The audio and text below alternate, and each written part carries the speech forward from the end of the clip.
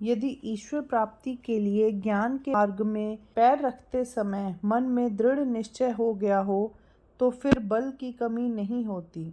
एक तो मरना यूं ही भयंकर होता है, तिस पर अग्नि में जलकर मरना तो और भी अधिक भयंकर होता है।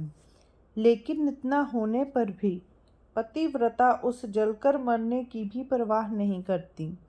ठीक इसी प्रकार आत्म प्राप्ति की अग्नि से विषय रूपी विष को जीव जलाकर निकाल डालता है और तब शून्य की ओर जाने वाले योग साधन के विकट मार्ग पर जल्दी जल्दी आगे बढ़ने लगता है।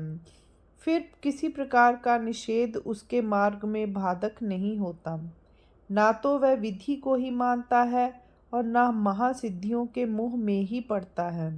इस प्रकार स्वयं ही अपनी आंतरिक प्रेरणा से ईश्वर की ओर बढ़ने को आध्यात्मिक तेज कहते हैं। यदि मनुष्य में इस प्रकार का गर्व ना हो कि समस्त सहनशीलों से एक मैं ही श्रेष्ठ हूँ, तो इसी को क्षमा समझना चाहिए।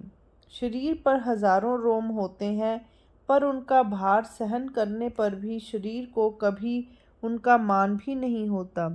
यदि इंद्रियां वश में न रहकर कुमार्ग में लग जाएं, अथवा शरीर में छिपा हुआ कोई पुराना रोग एकदम से उभर पड़े, अथवा प्रियजनों को अचानक वियोग हो जाए और अप्रिय के साथ काम पड़े, अथवा इसी प्रकार के और किसी अनिष्ट प्रसंग की कोई बहुत बड़ी लहर अपने ऊपर आ पड़े, तो भी अगस्त ऋषि के सामने छाती ठोककर उसके सामने निश्चल भाव से खड़े रहना और हे अर्जुन, यदि अधिदैव, अधिभूत और अध्यात्म तीनों प्रकार के ताप आकर उपस्थित हों, तो उन सबको उसी प्रकार तुच्छ समझकर अपने सामने से हटा देना, जिस प्रकार आकाश में उठने वाली धूम्र की बहुत बड़ी रेखा को हवा एक ही झोंके में उड़ा देती है और चित्त को विचलित कर देने वाले ऐसे विकट प्रसंग में आ पड़ने पर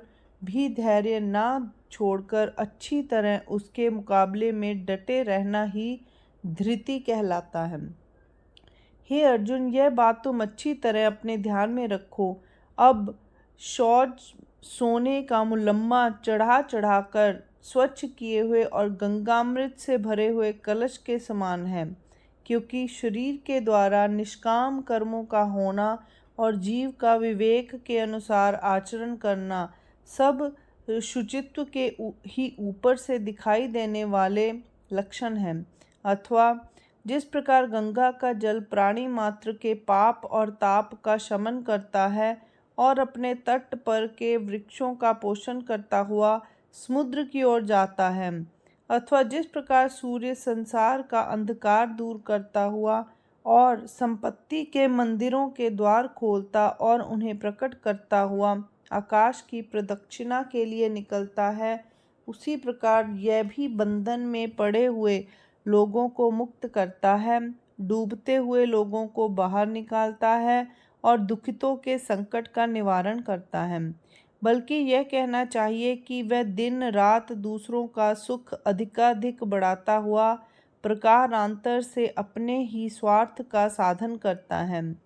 केवल यही नहीं, अपना कार्य सिद्ध करने के लिए किसी प्राणी की बुराई करने की कल्पना भी कभी उसके मन में उत्पन्न होकर उसके मार्ग में बाधक नहीं होती। हे अर्जुन, अभी जो यह सब तुमने सुना है वह सब अद्रोह के लक्षण हैं, और जिस प्रकार मैंने ये लक्षण तुम्हें बतलाए हैं उसी प्रकार ये तुम्हें उस मनुष्य में दिखाई देंगे जिसमें अद्रोह होगा। हे अर्जुन, जिस समय शंकर ने गंगा को अपने जटाजूट में धारण कर लिया था, उस समय वह जिस प्रकार लज्जित हुई थी, उसी प्रकार मान की प्राप्ति होने पर भी जो लज्जित होता है, उसी के संबंध में समझना चाहिए कि उसमें अमानित्व नामक गुण है। हे अर्जुन, यह बात तुम बराबर अपने ध्यान में रखो। ये सब बातें पहले भी एक बार बतलाई जा चुकी हैं, इसलिए अब यही बातें फिर दोबारा क्यों नहीं कही जाएं। इस प्रकार दैवी संपत्ति के ये 26 गुण हैं। ये मानो मोक्ष साम्राज्य के चक्रवर्ती राजा के ताम्रपट के अनुसार दी हुई जागीरें ही हैं। अथवा यह दैवी संपत्ति मानो सद्गुण रूपी फूलों की माला है और ऐसा जान पड़ता है कि मुक्ति रूपी वधू वही माला विरक्तों के गले में डाल रही है। अथवा इन 26 गुणों की बत्ती जलाकर यह गीता नामक पत्नी अपने आत्माराम नामक पति की आरती कर रही है। ये गुण मानो गीता रूपी सागर से निकली हुई दैवी संपत्ति रूपी सीपियों के निर्मल और सच्चे मोतियों के दाने ही हैं। ऐसी अवस्था में भला इसका यथा तत्व वर्णन कैसे किया जा सकता है? इनका तो आप ही आप अनुभव होता रहता है। इस प्रकार गुणों के भंडार इस दैवी संपत्ति का वर्णन हुआ। अब आसुरी संपत्ति यद्यपि दुखों के दोष रूपी कांटों से भरी हुई बेल के ही समान है, तो भी कथा के प्रसंग में उसका भी वर्णन कर दिया जाता है। यदि निंदनीय वस्तु का त्याग करना हो तो यह जानना भी आवश्यक होता है कि वह निंदनीय वस्तु कौन सी है। इसलिए यद्यपि यह आसुरी संपत्ति अनिष्ट है तो भी इसका स्वरूप ध्यान देकर सुनना बहुत ही उचित है। हे अर्जुन, भयंकर अधोगति के दुख अपने पल्ले में बांधने के लिए घोर पातकों ने मिलकर जो संग्रह किया है वही ये आसुरी संपत्ति है। अथवा जिस प्रकार समस्त विषयों को एक साथ मिलाने पर उस मिश्रण को कालकूट कहते हैं, उसी प्रकार समस्त पापों के एकत्र किए हुए समूह को आसुरी संपत्ति कहते हैं। और हे अर्जुन, इन आसुरी दोषों में जिसकी शक्ति का ढिंढोरा खूब जोरों से पीटा जाता है, उस दंभ का स्वरूप मैं तुमको बतलाता हूँ। हे अर्जुन, यह ठीक है कि अपनी माता केवल तीर्थ स्वरूपनी ही होती है, परंतु यदि हम उसे नग्न अवस्था में सब लोगों के सामने लाएं तो वह हमारे अधःपतन का ही कारण होती है। अथवा जिन विद्याओं का गुरु उपदेश देता है वे सब विद्याएं यद्यपि इष्ट फल देने वाली ही होती हैं, परंतु यदि किसी चौराहे पर खड़े होकर उनका घोष किया जाए तो वे भी अनिष्टकारक ही होती हैं। अथवा यह देखो कि जिस समय हम डूबने लगते हैं उस समय जो नाव हमें बचाकर किनारे तक पहुंचाने का साधन होती है, उसी नाव को यदि हम अपने सिर से बांध लें तो वह हमें डुबाने का ही कारण होती है। यह बात प्रसिद्ध है कि जीवन का आधार अन्न ही है, परंतु यदि हम उसे उत्तम समझकर उचित से अधिक खा जाएं तो वही अन्न हमारे लिए विष हो जाता है। इसी प्रकार जो धर्म इस लोक में भी और परलोक में भी हमारा स्नेहपूर्ण साथी होता है, यदि उसी धर्म या आचरण करके हम अभिमान पूर्वक इस बात की घोषणा करने लग जाएं कि हम धर्म का आचरण करते हैं, तो वह तारक धर्म भी हमारे लिए दोष का साधन बन जाता है।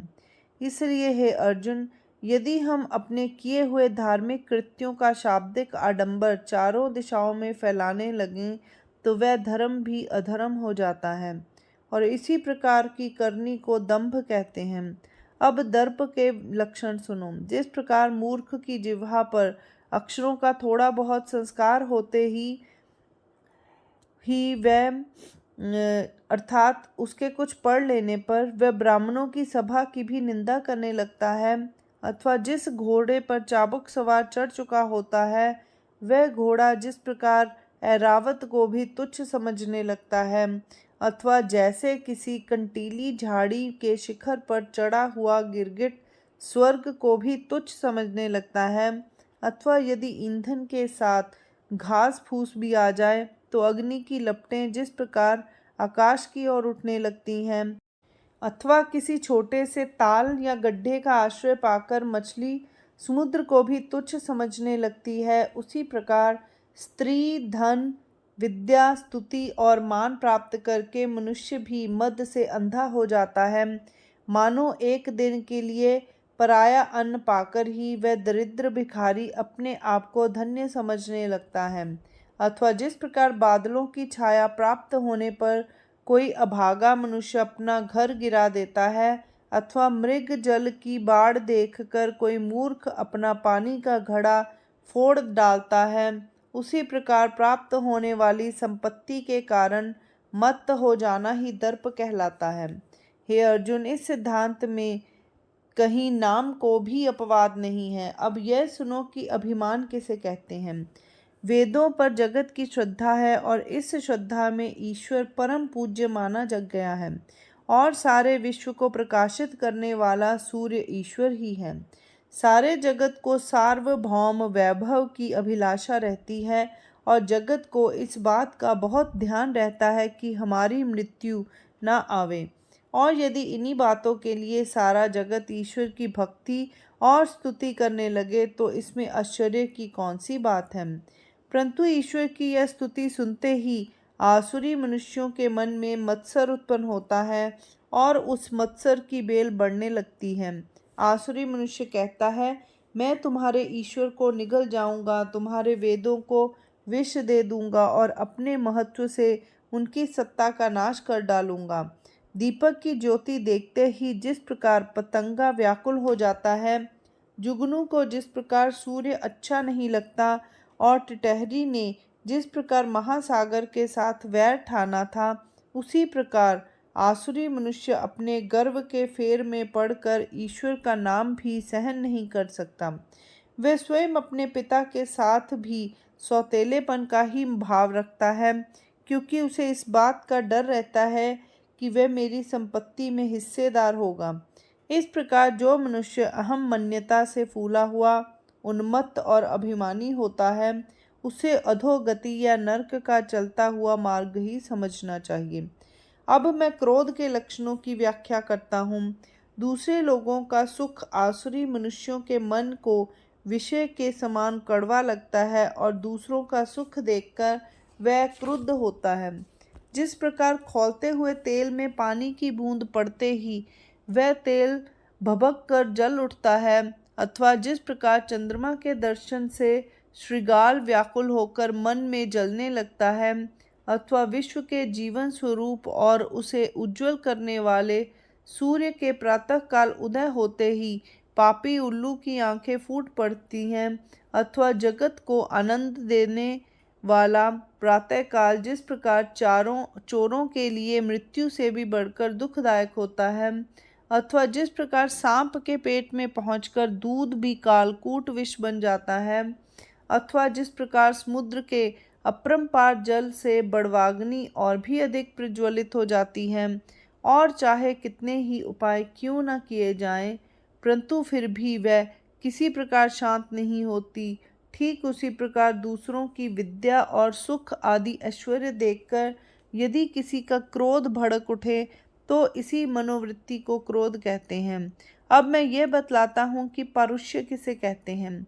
जिसका मन मानो सांप की बिल हो, आँख मानो बाणों की सनसनाहट के समान हो और बातें बिच्छुओं की वर्षा के समान हो और बाकी जो क्रियाएं हैं वे मानो फौलाद के आरे के समान हो।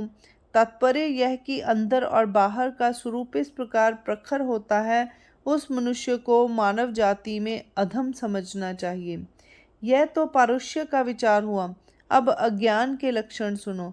पत्थर को जिस प्रकार ठंडे स्पर्श और गर्म स्पर्श का भेद नहीं जान पड़ता, अथवा जिस प्रकार जन्मांध को दिन और रात के अंतर का पता नहीं चलता, अथवा आग जब एक बार भड़क कर खाने लगती है तब वह खाद्य और अखाद्य और विधि या निषेध का कुछ भी विचार नहीं करती, अथवा पारस पत्थर जिस प्रकार लोहे और सोने में कोई भेदभाव नहीं करता, अथवा भिन्न भिन्न प्रकार के खाद्य पदार्थों में संचार करने पर भी कलछी जिस प्रकार उनमें से किसी का रसास्वादन नहीं करती, अथवा वायु जिस प्रकार सीधे और टेढ़े तिरछे मार्गों का अंतर नहीं जानती, ठीक उसी प्रकार जिस अवस्था में पुरुष कर्तव्य और अकर्तव्य के विषय में अंधा रहता है, अथवा घृणित और स्वच्छ का भेद नहीं जानता, पाप और पुण्य सबको मिलाकर उसी प्रकार खा जाता है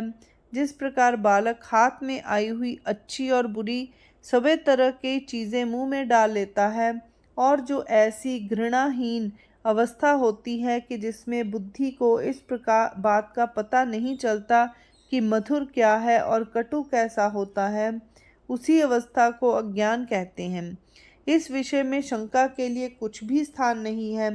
इस प्रकार छहों दोषों का यह विवरण किया गया है। जिस प्रकार सांप का शरीर चाहे छोटा ही क्यों न हो, परंतु फिर भी उसमें भयंकर विष रहता है, अथवा यदि अग्नियों की श्रेणी देखी जाए तो प्रलय अग्नि, विद्युत अग्नि और बड़वा अग्नि, इन तीन की संख्या बहुत ही थोड़ी जान पड़ती है। परंतु ये अग्नियां यदि भड़क उठें तो इनकी आहुति के लिए सारा विश्व भी पूरा नहीं होता। उसी प्रकार ये दोष भी गिनती में तो केवल 6 ही हैं, परंतु इनके योग से आसुरी संपत्ति को बहुत अधिक बल प्राप्त होता है। यदि मनुष्य के शरीर में तीनों दोष एकत्र हो जाएं, तो फिर चाहे स्वयं ब्रह्मा के ही पैर क्यों न जाकर पकड़े जाएं, परंतु फिर भी मृत्यु से किसी प्रकार रक्षा नहीं हो सकती। परंतु ये दोष तो 6 अथवा उन 3 से दूने हैं। इन्हीं 6 दोषों की नींव पर आसुरी संपत्ति की इमारत खड़ी हुई है, इसीलिए वह कभी कमज़ोर होती ही नहीं। इसके विपरीत जिस प्रकार कभी कभी सब पापग्रह एक ही राशि पर आकर एकत्र होते हैं, अथवा निंदा करने वाले के संग्रह में सभी पाप आकर पहुंच जाते हैं, अथवा जिसका मरण काल समीप होता है उस पर जिस प्रकार सभी रोग एकदम से आकर आक्रमण कर बैठते हैं, अथवा जिस प्रकार अशुभ दिन में सभी दुष्ट योग आकर एकत्र हो जाते हैं, अथवा जिस प्रकार विश्वास करने वाले और निश्चिंत रहने वाले मनुष्य को चोर के हाथ में दे दिया जाता है, अथवा जिस प्रकार कोई बहुत थका हुआ आदमी बहुत बड़ी बाढ़ में धकेल दिया जाता है, ठीक उसी प्रकार के अघोर कृत्य ये 6 दोष करते हैं। अथवा जिस प्रकार बकरी की आयु समाप्त होते ही उसे 7 डंकों वाला बिच्छू काटता है, उसी प्रकार 6 दोष भी मनुष्य को डराते हैं। मोक्ष मार्ग की ओर थोड़ी सी प्रवृत्ति होने पर भी जो यह कहकर संसार के झगड़ों में डूब जाता है कि मैं इस मार्ग पर नहीं चलूँगा, जो हीन योनियों की सीढ़ियाँ उतरता उतरता अंत में स्थावरों से भी नीचे वाले स्थान पर आ बैठता है, उसी में ये 6 दोष एकत्र होकर आसुरी संपत्ति को बलवान बनाते हैं। इस प्रकार मैंने इन दोनों ही संपत्तियों के सब लक्षण अलग अलग और स्पष्ट करके बतला दिए हैं। इन दोनों में से जो पहली दैवी संपत्ति है उसे मोक्ष रूपी सूर्य का उदय किया हुआ प्रभात काल ही समझना चाहिए, और दूसरी जो आसुरी संपत्ति है वह जीवों को जकड़ने वाला मोह रूपी लोहे की श्रृंखला ही है। कदाचित तुम यह सुनकर अपने मन में डर जाओ, परंतु हे अर्जुन, भला दिन को रात से डरने की क्या आवश्यकता है। जो लोग ऊपर बतलाए हुए 6 दोषों को अपने आप में आश्रय देते हैं, केवल उन्हीं को ये आसुरी संपत्ति बांध सकती है। परंतु हे अर्जुन, तुम यह दैवी संपत्ति के गुणों के साक्षात पुतले ही हो, जिसका मैंने अभी वर्णन किया है। इसलिए हे पार्थ, तुम इस दैवी संपत्ति के धनी होकर कैवल्य वाली अवस्था का सुख प्राप्त कर लो। दैवी संपत्ति और आसुरी संपत्ति वाले मनुष्यों के व्यवहार का प्रवाह अनादिकाल से चला आ रहा है। जिस प्रकार रात के समय निशाचर लोग विचरण करते हैं और दिन के समय मनुष्य व्यवहार करते हैं, ठीक इसी प्रकार ये दैवी और आसुरी सृष्टियां भी अपनी अपनी रीति के अनुसार व्यवहार करती रहती हैं। उनमें से इस ग्रंथ में पहले ज्ञान कथा का और तब दूसरे प्रकरणों में दैवी संपत्ति का विस्तार पूर्वक वर्णन किया गया है। अब मैं आसुरी सृष्टि के संबंध में तुम्हें सब बातें बतलाता हूँ। तुम अच्छी तरह इन बातों की ओर ध्यान दो। जिस प्रकार वाद्य के बिना कभी किसी को नाद नहीं सुनाई देता, अथवा बिना फूल के शहद नहीं मिलता, ठीक उसी प्रकार जब तक कोई मनुष्य इस आसुरी प्रकृति के वश में नहीं होता, तब तक यह सृष्टि अकेली कभी दिखाई नहीं देती। परंतु अब कभी कोई मनुष्य इसके चंगुल में फंस जाता है, तब वह भी उसके शरीर पर अब उसी तरह मनमाना राज्य करती हुई दिखाई देती है, जिस प्रकार अग्नि लकड़ी को व्याप्त कर लेती है। ऐसी अवस्था में जिस प्रकार ऊख के बढ़ने से उसके अंदर का रस भी बढ़ता है, उसी प्रकार यह भी समझ लेना चाहिए कि उस प्राणी के शरीर के बढ़ने से इस आसुरी सृष्टि की भी वृद्धि होती है। अब हे अर्जुन, मैं तुमको उस प्राणी के लक्षण बतलाता हूँ जिस पर इस आसुरी दोष मंडली का आक्रमण होता है। इस प्रकार के विचार के संबंध में कि पुण्य कृत्यों की ओर प्रवृत्ति होनी चाहिए और पाप कृत्यों की ओर से निवृत्ति होनी चाहिए, उसके मन में घोर अंधकार बढ़ा रहता है। जिस प्रकार कौवे के अंदर पड़ा हुआ रेशम का कीड़ा ना तो उसके बाहर निकलने का ही विचार करता है और ना कहीं अंदर जाने का ही, बल्कि जहाँ का तहाँ बंद पड़ा रहना चाहता है, अथवा जिस प्रकार कोई मूर्ख अपनी सारी पूंजी किसी चोर को सौंप देता है और इस बात का कुछ भी विचार नहीं करता कि अगर इसके हाथ में अपनी सारी संपत्ति दे दूंगा तो संपत्ति मुझे वापस मिलेगी या नहीं, उसी प्रकार आसुरी लोग प्रवृत्ति और निवृत्ति का कुछ भी विचार नहीं करते और शौच अर्थात शुद्धता तो उनमें नाम को या स्वप्न में भी नहीं होती। संभव है कि कोयला भी अपना कालापन छोड़ दे, कौवा भी कदाचित सफ़ेद हो जाए और राक्षस का मन भी मांस की ओर से कभी हट जाए, परंतु ये आसुरी प्राणी कभी शौच या शुद्धता को स्वीकार नहीं करते। शराब रखने का बर्तन जैसे कभी पवित्र नहीं हो सकता, उसी प्रकार हे अर्जुन, ऐसे लोग भी कभी पवित्र नहीं हो सकते।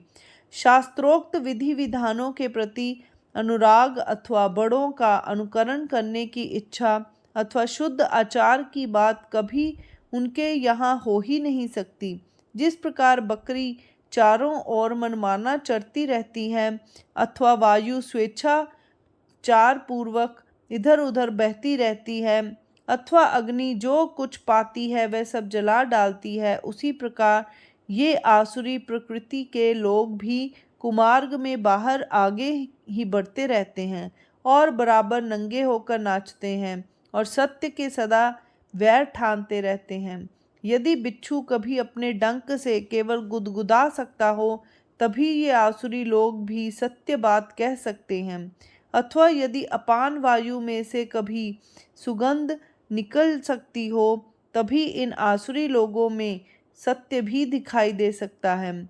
और फिर वे आसुरी लोग चाहे इस प्रकार कोई काम ना भी करें तो भी वे स्वभावतः बहुत ही नष्ट होते हैं।